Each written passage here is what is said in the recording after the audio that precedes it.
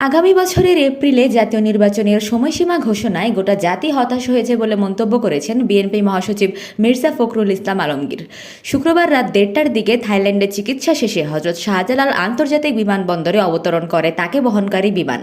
এরপর প্রধান উপদেষ্টা নির্বাচনের সময়সীমা ঘোষণা নিয়ে সাংবাদিকদের সাথে কথা বলতে গিয়ে তিনি এ মন্তব্য করেন। বিএনপি মহাসচিব বলেন, বারবার দ্রুত নির্বাচনের কথা বলে এসেছে বিএনপি। আমাদের প্রত্যাশা ছিল ডিসেম্বরের মধ্যে নির্বাচনের তারিখ ঘোষণা করবেন ডক্টর মোহাম্মদ ইউনূস। কিন্তু নিঃসন্দেহে বিএনপি শুধু নয়, এপ্রিলে নির্বাচনের ঘোষণায় গোটা জাতি হতাশ হয়েছে।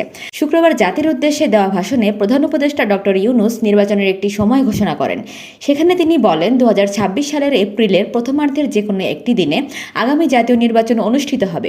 এই ঘোষণার ভিত্তিতে নির্বাচন কমিশন উপযুক্ত সময়ে আপনাদের কাছে নির্বাচনের বিস্তারিত রোডম্যাপ প্রদান করবে।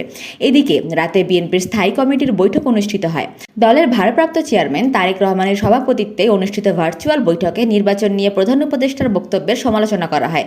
পাশাপাশি ডিসেম্বরের মধ্যে নির্বাচন আয়োজনের কথা পুনর্ব্যক্ত করেন দলটির নেতারা। প্রসঙ্গত, গত ১২ই মে চোখের চিকিৎসা নিতে থাইল্যান্ডের রাজধানী ব্যাংককে যান বিএনপি মহাসচিব মির্জা ফখরুল ইসলাম আলমগীর। সঙ্গে ছিলেন তার স্ত্রী রাহাত আরা বেগম।